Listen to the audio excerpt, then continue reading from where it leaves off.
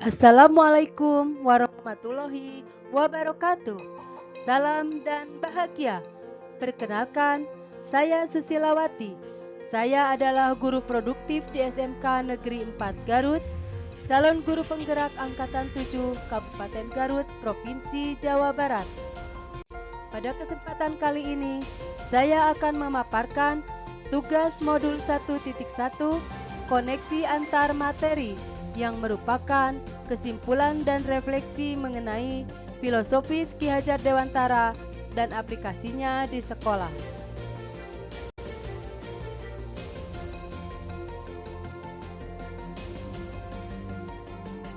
Sebelum mempelajari modul 1.1 tentang pemikiran Ki Hajar Dewantara, pembelajaran yang saya lakukan hanya sebatas transfer materi pelajaran saja. Saya menganggap ketuntasan dalam penyampaian materi lebih penting daripada memahami karakteristik murid. Biasanya saya hanya melihat nilai murid hanya dari aspek kognitif saja. Misalnya saat mereka mengerjakan soal berupa tugas atau ulangan harian. Jika nilai murid sudah mencapai KKM, dinyatakan bahwa pembelajaran sudah berhasil. Selain itu, saya pun beranggapan bahwa murid hanya sebatas objek pembelajaran, sehingga pembelajaran terpusat pada guru atau menggunakan metode teacher center. Sebelumnya, saya tidak mempedulikan apakah murid sudah benar-benar paham dari apa yang saya ajarkan atau tidak, karena fokus utama saya melihat ke ketercapaian materi. Saya pun hanya melihat siswa untuk menghafal materi yang saya ajarkan tanpa memikirkan bagaimana cara agar materi tersebut dapat dipahami sepenuhnya. Sehingga saya pun sering merasa gagal dan mengeluh jika banyak murid yang tidak tuntas setelah melakukan evaluasi.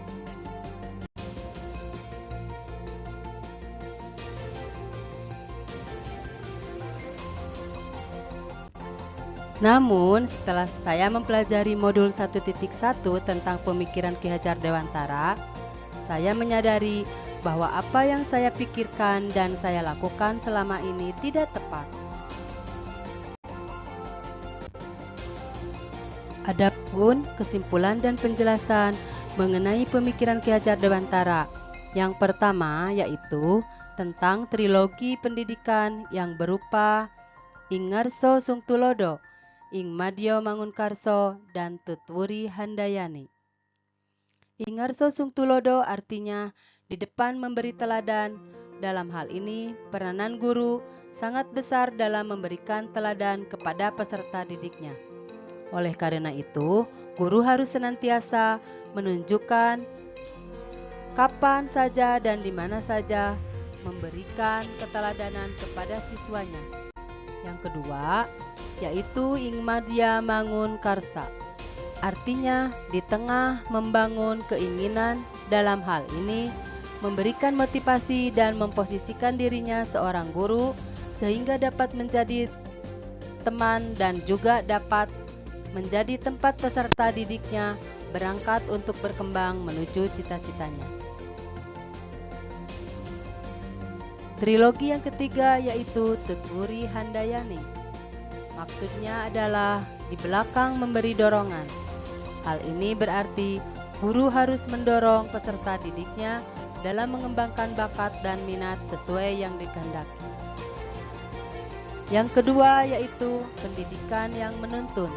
Ki Hajar Dewantara berpendapat bahwa pendidikan memberikan tuntunan terhadap segala kekuatan kodrat yang dimiliki anak agar ia mampu mencapai keselamatan dan kebahagiaan yang setinggi-tingginya, baik sebagai manusia maupun sebagai anggota masyarakat. Pemikiran yang ketiga yaitu membangun karakter siswa sesuai dengan kodrat alam dan kodrat zaman. Ki Hajar Dewantara mengingatkan pendidik bahwa pendidikan adalah anak sejatinya menuntun anak mencapai kekuatan kodratnya sesuai dengan alam dan zamannya. Yang keempat yaitu budi pekerti atau watak atau karakter yang merupakan perpaduan antara gerak pikiran, perasaan, dan kehendak atau kemauan, sehingga menimbulkan tenaga atau semangat.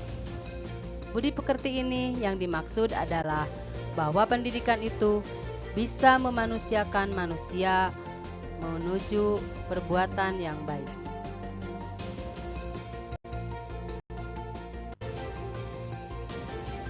Setelah mempelajari modul 1.1, saya menyadari seharusnya saya melakukan proses pembelajaran secara menyeluruh, bukan hanya aspek kognitif saja, namun juga afektif, psikomotor, spiritual, sosial, dan budaya.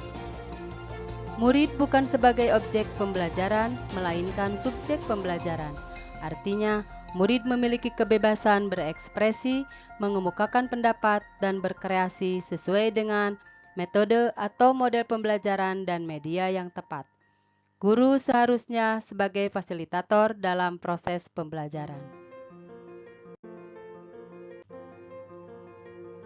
Guru pun harus ikhlas, penuh kesabaran dengan segala ketulusan hati, agar terwujud pembelajaran yang menyenangkan dan berpusat pada murid. Selain itu, saya harus mempelajari karakteristik murid, karena setiap anak dilahirkan unik, dengan kelebihan dan kekurangannya masing-masing.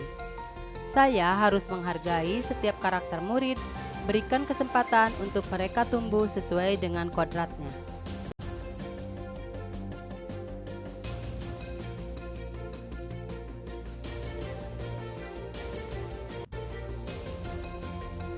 Yang dapat segera saya terapkan dalam pembelajaran di kelas antara lain merancang pembelajaran yang interaktif dan menyenangkan dengan melibatkan murid sesuai dengan metode student center.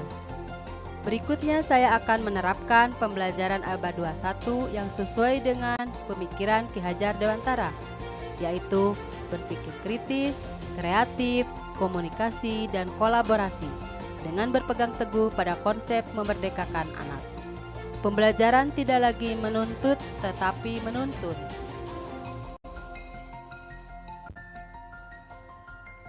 Karena tugas guru adalah memberikan tuntunan atau arahan yang baik kepada murid, berusaha menjadi teladan bagi murid baik dalam perkataan maupun perbuatan. Selanjutnya, saya harus mengenali karakter dan latar belakang murid dengan menjalin komunikasi yang baik. Semoga video ini menginspirasi bagi Bapak Ibu pejuang pendidikan. Salam dan bahagia. Bapak Ibu guru penggerak, wassalamualaikum warahmatullahi wabarakatuh.